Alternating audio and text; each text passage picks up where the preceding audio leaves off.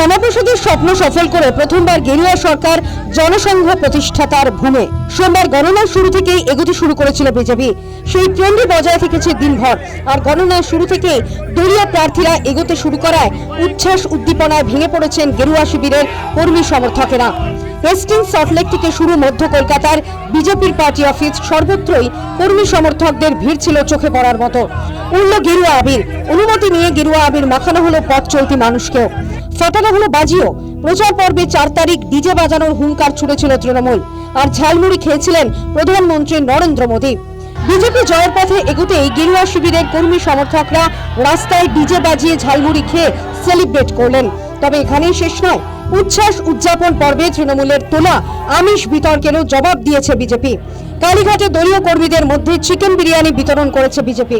অভিষেক বন্দ্যোপাধ্যায় বলেছিলেন 4 তারিখে ডিজে বাজাবে, কিন্তু এই মুহূর্তে যে ছবি একেবারে বিজেপির সল্টলেকের পার্টি অফিসে ডিজে বাজিয়ে নাচ করা হচ্ছে, এই মুহূর্তে যে ছবি দেখাচ্ছি। প্রথমবার বঙ্গজয় দলীয় কর্মীদের পাশাপাশি উৎসাহ উচ্ছ্বাস উদ্দীপনা ছিল নেতাদের মধ্যেও। দলীয় দফতরে শ্যামাপ্রসাদ মুখোপাধ্যায়ের মূর্তিতে মাল্যদান করে শ্রদ্ধা জানান বিজেপি সাংসদ রাহুল সিনহা। আর এদিকে কর্মীদের উচ্ছ্বাস এমনই পর্যায়ে ছিল যে গেরুয়া আবিরে ঢেকে যায় রাজ্য সভাপতি শ্রমিক ভট্টাচার্যের গাড়ি। ওয়াইপার চালিয়ে গাড়ি থেকে আবির পরিষ্কার করতে বাধ্য হন শ্রমিক। News time.